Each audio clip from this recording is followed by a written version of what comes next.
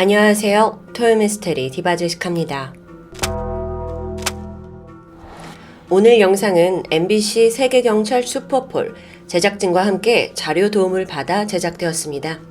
참고로 해당 프로그램은 금요일 밤 8시 40분에 시청하실 수 있습니다. 2007년 남아프리카 공화국 동부에 위치한 작은 도시 크루거스도프는 인구의 80%가 기독교를 믿고 있는 아주 독실한 지역입니다. 그러다 보니 주민들이 모여서 기도하는 모습도 쉽게 볼 수 있고요. 주민 리아 그룬왈드가 운영하던 OTC, 여기도 그중 하나였는데요. 싱글맘이던 리아는 친구를 따라서 우연히 종교 모임에 나갔다가 깊은 감명을 받게 돼요. 그 후 직접 이런 모임을 설립했고, 그렇게 탄생한 OTC는 주로 청소년들을 대상으로 술이나 마약의 위험성을 알리면서 성경도 함께 전파했었죠. 구성원은 한 20명 남짓인데 리아를 구축으로 핵심 멤버 몇 명이 있고 그 외에는 주민들이 자유롭게 오고 가는 분위기입니다. 그러던 어느 날 리아는 낯선 여성으로부터 한 통의 전화를 받게 됩니다. 자신을 26살의 세실리아라고 밝히면서 간절하게 도움을 요청해요. 자기가 원래 사탄 숭배 조직의 일원이었는데 거기서 온갖 학대를 받다가 간신히 도망쳐 나왔다는 거예요. 근데 사탄의 저주를 받아서 생명의 위협을 받고 있다는 이야기. 사탄의 저주요? 물론 기독교에서 사탄은 악의 무리로 표현이 됩니다. 하지만 직접적으로 저주를 받아서 목숨이 위태롭다는 건 조금 허무맹랑하게 느껴지죠. 이게 우리에겐 좀 낯설 수 있는데 남아공, 특히나 이곳 크루거스도프에서는 사실 사탄을 믿는 오컬트 문화가 아주 깊게 자리 잡고 있었거든요. 그래서 충분히 악마의 공격을 받고 있다고요?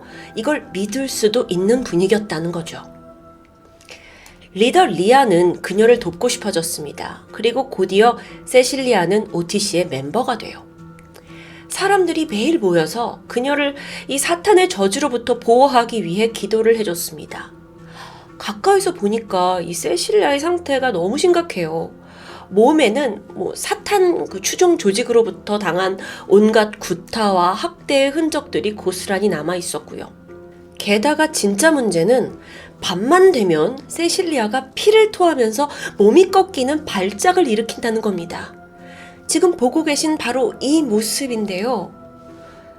아니, 이게 무슨 엑소시즘 영화에서나 보던 아주 기괴한 모습이에요. 정말 그녀가 사탄의 저주와 힘겹게 싸우는 것처럼 느껴지죠. 이렇게 상태가 심각해질수록 옆에 있던 OTC 멤버들은 사탄아 물러가라, 사탄아 물러가라 하면서 그녀를 위해 간절히 기도합니다. 그리고 어느덧 세실리아는 OTC 멤버 모두가 보호하는 핵심 인물이 되어가고 있었죠.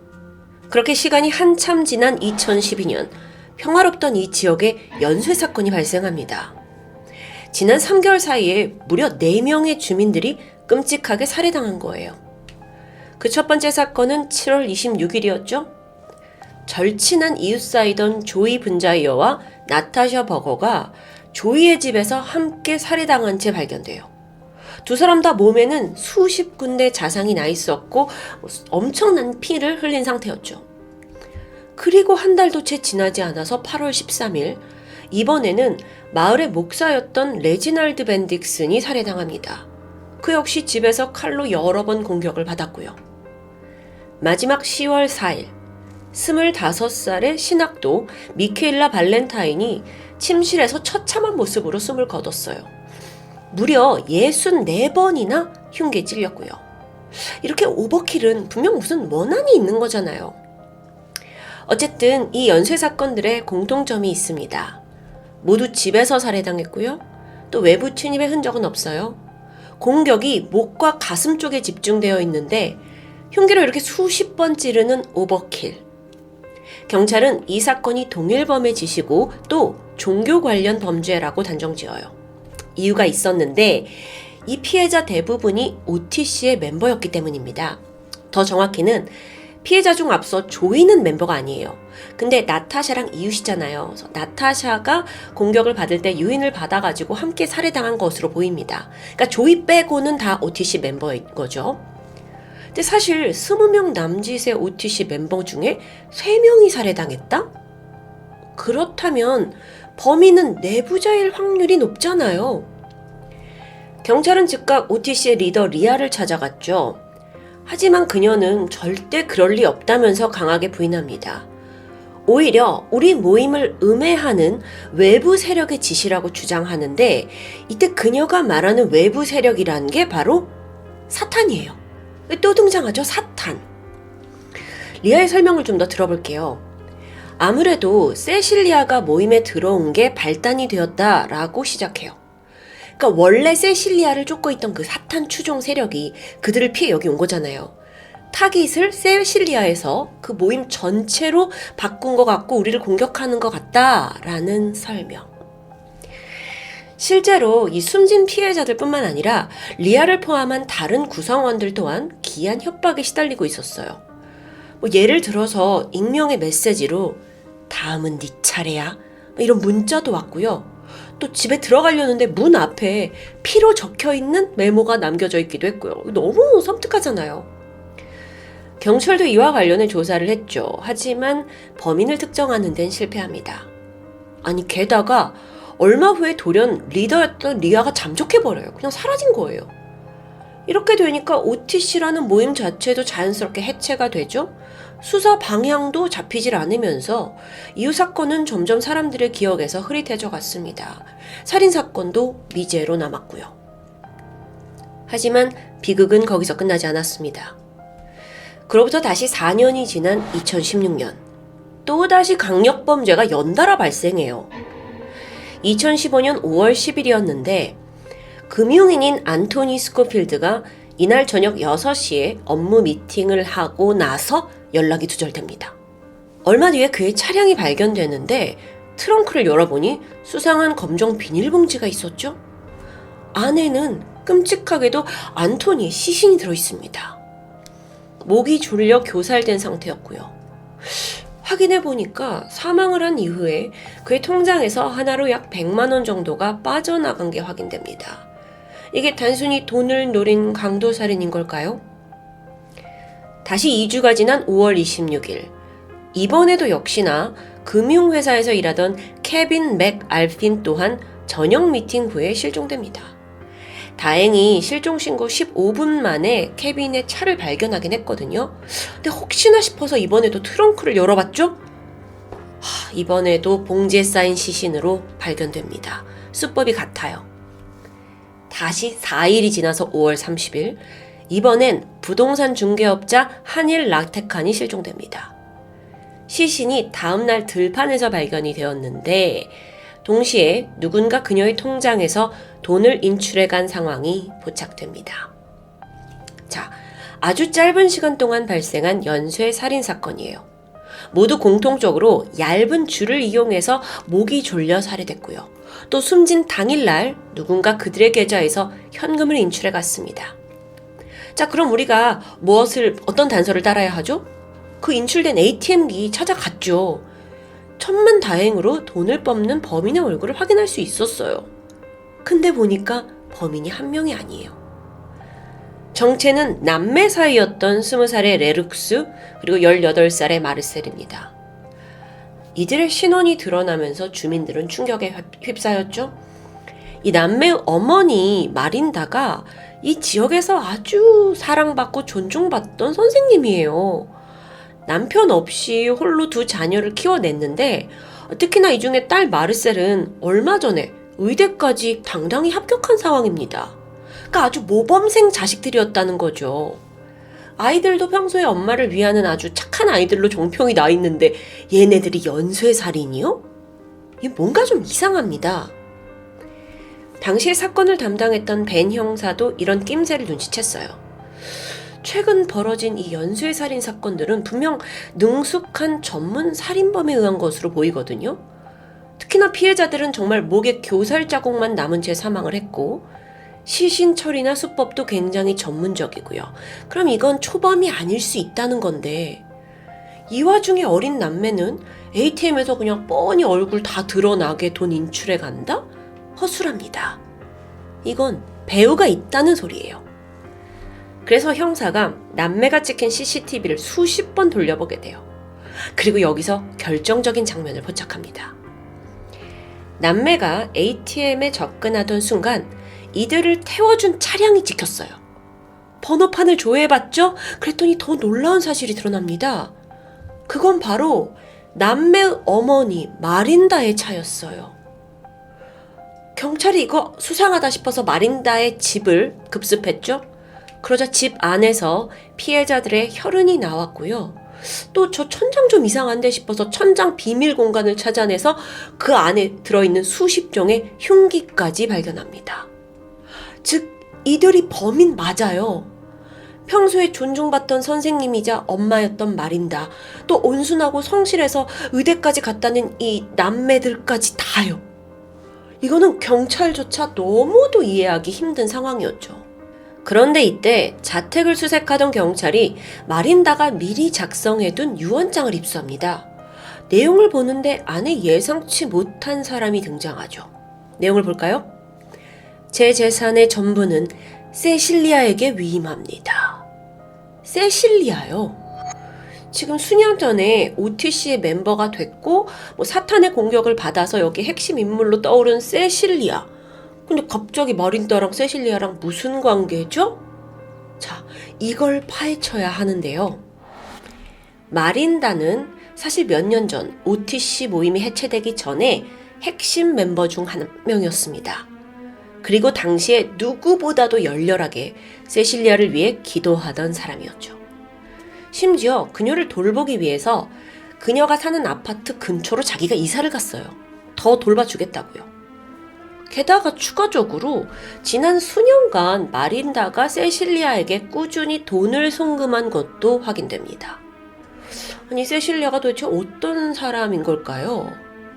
예상하셨겠지만 이 모든 사건의 중심엔 사실 세실리아가 존재했죠. 지난 2007년입니다. 세실리아가 처음 OTC에 들어왔어요. 그런데 이 다소 순수했던 성경 모임일 수 있는데 이게 어딘가 점점 변질됩니다. 봉사나 청소년 마약 퇴치 이런 사역보다는 세실리아를 오직 사탄으로부터 지키는 일에 다들 열중하는 거예요. 당시 세실리아가 거의 밤마다 피를 토하고 몸 꺾고 몸부림쳤죠. 어쩌면 이런 좀 이상한 현상들이 눈앞에 딱 보이니까 사람들도 더 거기에 몰입했던 것 같아요. 그래서 리더였던 리아, 멤버 마린다, 이 모든 멤버들이 오직 우리 세실리아를 사탄으로부터 구해야 된다라는 기도에만 집중했어요. 하지만 이 와중에도 사실 세실리아를 좀 의심하는 사람들도 있었죠. 몇몇 멤버가 리아한테 아니 너무 우리 멤버로 들어왔는데 너무 그녀의 말을 믿지 말자라고 조언합니다. 혹시라도 종교를 이용해서 사람들을 조종하는 거 아니냐라는 우려였죠. 그래서 리아가 보니까 그러고 보니까 이 모임 자체가 세실리아에 너무 집중한 나머지 마치 그녀를 약간 숭배하는 듯한 분위기로 흘러가는 거예요. 그래서 리아 또한 정신 차리고 세실리아를 좀 멀리하고 경계하기 시작했죠. 그러자 세실리아가 본색을 드러냅니다. 극도의 분노와 함께 그간 숨겨왔던 통제 욕구를 발휘해요. 신속하게 자기를 잘 따르는 추종자들을 모으더니 별도의 모임을 결성해요. 자, 이제 나를 따르세요 하는 거죠. 이 모임의 이름은 신이 선택한 이들입니다. 그리고 그 멤버 중에 하나가 마린다예요. 그러니까 마린다가 저쪽에 있다가 이쪽으로 온 거죠. 그런데 이 세실리아가 만든 모임은 단순히 종교 집단을 넘어서 점점 살인 집단이 되기 시작합니다. 그러니까 추종자들을 이용해서 자기가 복수하고 싶은, 자기를 욕했던, 의심했던 그 리아의 최측근들을 한 명씩 살해하라고 지시한 거예요. 아니, 이게 어떻게 갑자기 종교 집단에서 살인 집단이 되냐, 이게 어떻게 가능하냐면 세실리아는 그간 자기를 통해 사탄의 존재를 사람들한테 보여줬고 사람들은 거기에 두려움이 있는 거잖아요. 그 두려움을 자극하는 거죠. 여러분, 저들한테는 사탄이 씌인 거예요. 무조건 죽여야 한다고 세실리아가 주장합니다. 사탄이니까요. 그렇게 지난 2012년까지 반대편 리아의 측근 3명에 또 그 지인 조이까지 모두 죽임을 당한 거고요. 자, 이 와중에 좀 특이한 점도 있습니다. 그 피해자 중에 한 명이었던 가장 마지막에 살해당한 미케일라는 또 케이스가 좀 달라요. 그녀는 오히려 세실리아를 추정하던 타였거든요. 이 사진의 오른쪽 인물이 바로 미케일라인데 사실 그녀가 죽음을 당한 계기도 황당해요. 그녀는 첫 번째 살인에 가담을 했어요. 세실리아가 시켜서요. 근데 막상 사람을 죽이니까 겁이 난 거예요. 그래서 도망치고 말았죠. 그러니까 이때 세실리아는 쟤 도망치면 신고할지도 몰라 싶어서 결국 내부에서 미케일라를 죽이라고 지시한 겁니다. 정말 무자비하죠. 한편 반대쪽 리아는 자신들 멤버들에게 한 명씩 지금 연쇄살인이 벌어지고 있잖아요. 그래서 큰 충격을 받아서 스스로 잠적한 것 같아요. 나랑 친한 사람들이 막 한 명씩 죽어가면 정말 혹시 내가 사탄의 저주라도 받은 게 아닌가 하고 두려움에 떨 수 있다고 생각이 들어요. 그렇게 2012년 4건의 연쇄살인이 벌어졌죠. 그러다 또다시 2016년 연쇄살인에도 역시 세실리아가 중심에 있었습니다. 과거에 저지른 살인이 사실 복수극이었다면 이번에는 더 악랄해요. 목적은 오직 하나, 돈입니다. 추종자들을 시켜서 특히나 돈이 많은 부동산업자, 금융업 사람들을 업무 약속을 잡으라고 지시했어요. 그렇게 고객 방문차 만나서 흉기로 살해한 뒤 무작정 돈을 뺏은 거예요. 그리고 그 돈을 훔쳐서 세실리아에게 바치기 위함이었고요. 게다가 이 범죄에는 어릴 때부터 엄마 따라서 이 세실리아에게 세뇌를 당한 마린다의 자녀들도 포함되어 있다는 게 전 너무 끔찍합니다. 결국 이 모든 진실이 드러나면서 세실리아는 살인사건의 배후로 법정에 서게 돼요. 당연하죠. 하지만 이게 제가 설명을 해드리니까 당연한 거지 그녀의 죄를 입증하는 건 결코 쉬운 일이 아닙니다. 왜냐면 자기는 정작 범행 현장에 있지 않아요. 그러니까 증거가 없죠? 난 그런 말 안 했다라고 하면 다니까요. 게다가 마린다는 또 세실리아는 아무 잘못 없다. 내가 다 독단적으로 한 거다. 그래서 그녀를 두둔하고요. 환장하죠. 그나마 마린다의 자녀들이 일관적으로 세실리아가 우리에게 범행을 지시했습니다. 라고 증언을 했고요. 또 세실리아 통장으로 돈이 계속 흘러간 정황이 증거로 인정됩니다. 세실리아의 죄가 결국 모두 인정되면서 그녀에게는 징역 155년형이 내려졌습니다. 그녀의 지시대로 살인에 가담한 마린다 또한 115년형, 그리고 마린다의 아들 레룩스는 25년형을 받게 돼요. 참고로 사실 이 사건에는 마린다 외에도 세실리아의 충실한 하수인으로 살인을 벌여온 자크라는 남성도 있거든요. 근데 이 사람이 충격적이게도 앞서 사망한 미케일라의 남편이기도 해요. 근데도 범행에 계속 가담을 한 거죠. 이거 완전 온 집단이 그냥 세실리아한테 완전 가스라이팅 세뇌 당한 거예요. 자크 또한 징역 93년형을 받았는데요. 이들이 그동안 벌인 살인은 앞서 설명한 그 7건 외에도 추가로 4건이 밝혀지면서 무려 11건의 살인에 달했습니다. 사람들의 심리를 조종해서 자신을 신처럼 떠받들게 하고 그것도 모자라 살인 조직을 꾸린 세실리아. 그런데 여기서 진짜 드는 의문이 있는데 정말 그 영상에서 본 것처럼 뭔가 사탄의 공격을 받은 게 맞긴 한 걸까요? 사실 이 내용은 MBC 세계경찰 슈퍼4를 통해서 더 자세히 알 수 있습니다. 세실리아가 아주 생쇼를 한 거더라고요. 자기 피를 뽑아서 직접 입에 머금기도 했고요. 그러니까 이게 싹 다 거짓말이었고 그녀의 목적은 오직 하나입니다. 종교와 사탄이라는 걸 이용해서 이들을 지배하고 돈을 노린 범죄. 남아공에서 벌어진 희대의 가스라이팅, 아니 사탄 쇠뇌 살인 사건. 제가 지금까지 소개한 이 스토리는 MBC의 새로운 범죄 프로그램 세계경찰 슈퍼4에서 최근 아주 자세하게 다뤘습니다.